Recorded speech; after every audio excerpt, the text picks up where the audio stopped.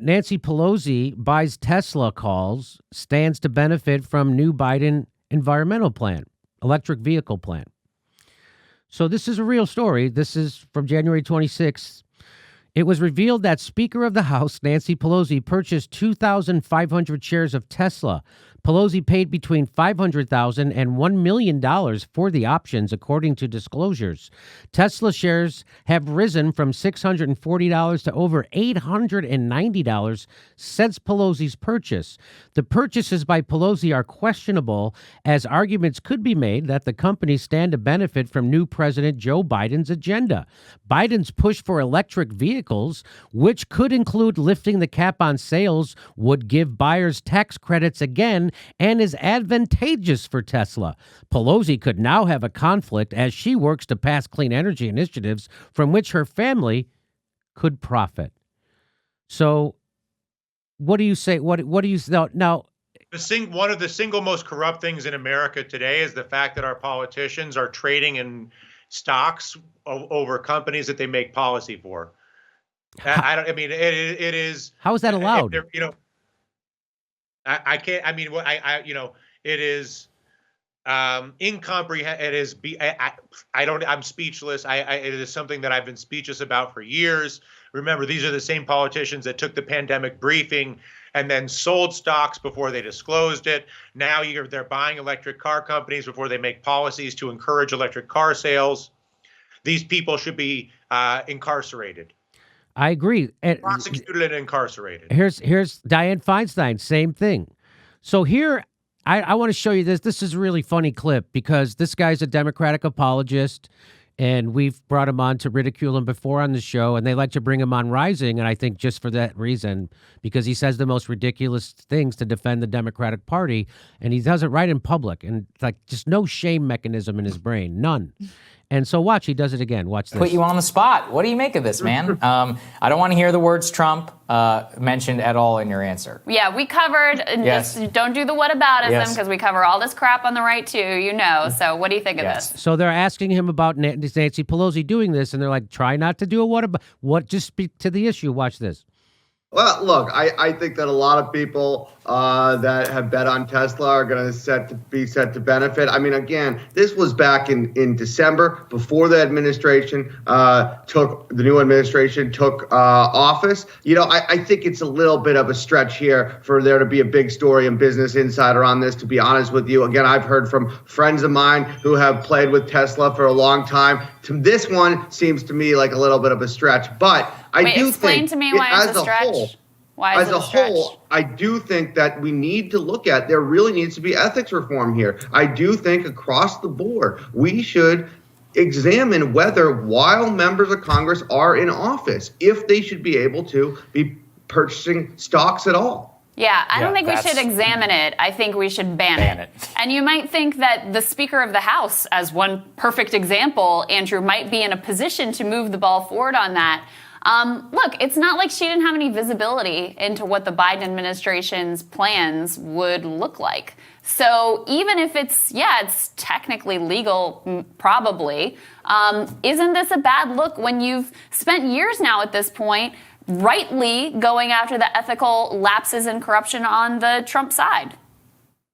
Well, I know you didn't want me to mention Trump, but again, I think this is different than what some of the other folks we saw from Republican senators, Kelly Loeffler, David Perdue, doing in the Trump administration, right? Selling off stock, keeping things from their constituents and dumping stock. That's a lot different than what's going on here. Again, I know a lot of folks that purchased Tesla in December. So again, I think a lot of folks aren't Speaker of the House, Andrew. That's the perfect point. So that's what it looks. A lot of folks don't have the ability to change the effing tax code to encourage Tesla sales. Mm-hmm. Yeah, exactly. So that's what a Democratic apologist looks like. That's what it sounds like when someone is just trying to find a way to apologize for corruption. And that's what people are sick of in this country. That's why we have a show. And that's why Crystal's show is so popular, because they call that kind of bullshit out. And they bring that guy on just so they can do that to him, which is awesome.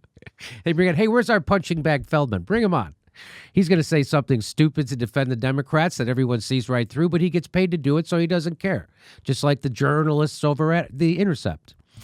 So this idea, Trump is now gone, and so now the mask is going to be ripped off, and everyone's going to see that the Democratic Party is just as beholden and is just as corrupt as the Republican Party. I mean, as you know, I mean, the reason you and I are even friends is I was talking about this, a decade ago, about the need to bypass both of these political parties with that rant from forever ago, right? Which was one of your old crowd favorites back in the day. This will be yet another re-education to that fact, tragically for this country, in my opinion, but that's what it's going to be. Do you think people are really going to put their faith in the Democratic Party? I mean, people are doing it, and it was just because of Trump, but Trump is gone now. And how long do you think it will take? People they're hurting. I am sympathetic to people. I'm sympathetic to you. I'm sympathetic to myself. People don't have any place else to go, Jimmy. That's the problem with a monopoly.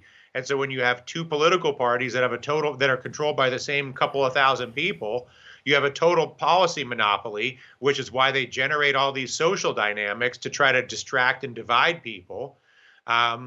Donald Trump leveraged it brilliantly because Donald Trump is basically one of the oligarchs, but he's like a really unpopular, offensive, corrupt version of them. So none of the other oligarchs like him.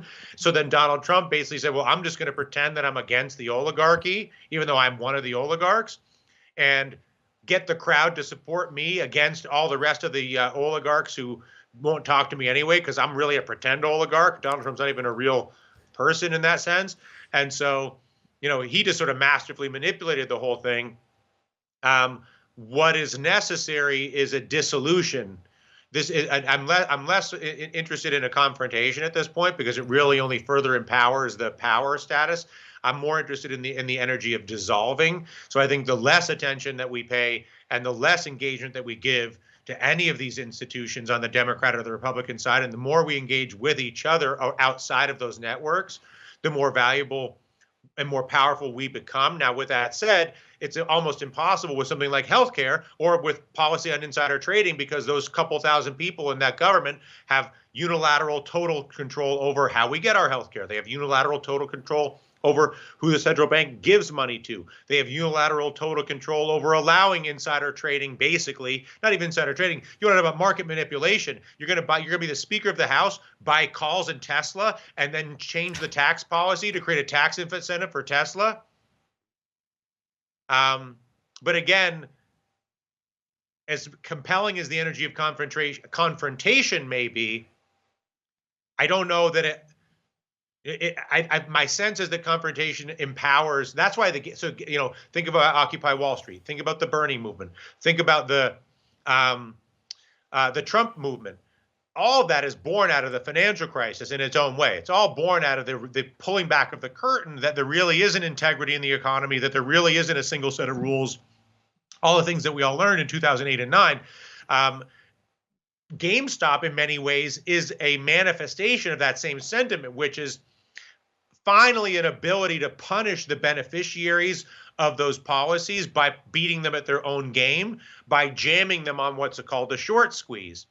And so it's sort of there has things like stopping all consumption, the bizarre behavior that actually forces them to deal with the people is perhaps the most effective thing at this point. But I don't know. It is the single hardest, in the history of mankind, there have been governments controlled by a few people that have abused the people. This is just the latest iteration of it. And there have been many attempts to change it.